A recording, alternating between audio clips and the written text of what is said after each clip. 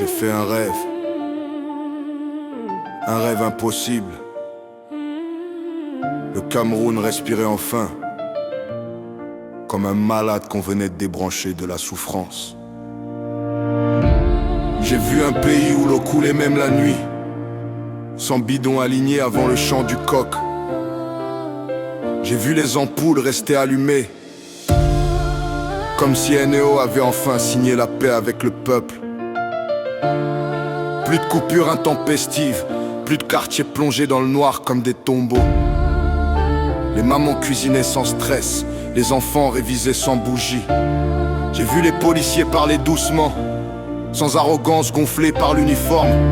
Les contrôles routiers sans chef ont fait comment? Les policiers refusaient même les pourboires. J'ai vu la douane arrêter de taxer les respirations, les commerçants traverser sans mourir aux barrières. J'ai vu les ministres marcher dans les marchés, sans 10 voitures derrière eux, sans gyrophare, sans théâtre. Ils connaissaient enfin le prix du poisson fumé, le prix réel du savon, le prix de la douleur du peuple. Silence. J'ai vu des pauvres sourire sans calculatrice.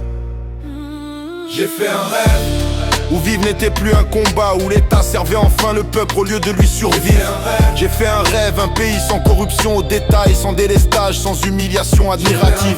J'ai vu les hôpitaux recevoir les vrais budgets avant les cérémonies et les discours climatisés. Les routes étaient construites et non maquillées avant les élections. Les écoles avaient des bancs, pas seulement des slogans. J'ai vu les jeunes parler projets, au lieu de parler visa matin, midi, soir.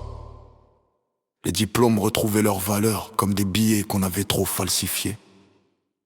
Le nouveau gouvernement travaillait dans le silence, pas dans les inaugurations sans lendemain.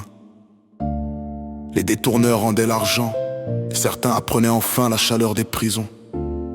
Les marchés étaient stables, même le prix du riz semblait avoir reçu le Saint-Esprit. Les quartiers respiraient, comme après une longue noyade.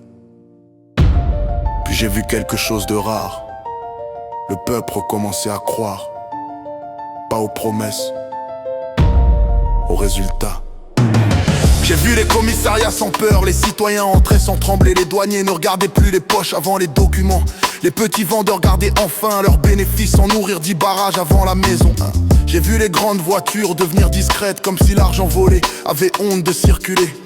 Le gouvernement descendait sur le terrain sans maquillage médiatique. J'ai vu les ministres sous la pluie parler avec les taximens, manger autour d'eau, écouter les mamans du marché. Et pour la première fois, le Cameroun ressemblait à une maison et non à une affaire privée.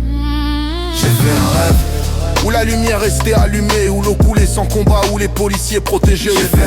J'ai fait un rêve où le peuple respirait enfin, où le mérite gagnait sans relation et où le pays appartenait vraiment aux Camerounais. Puis je me suis réveillé. Le courant était encore parti. Mais cette fois, le rêve avait laissé une trace.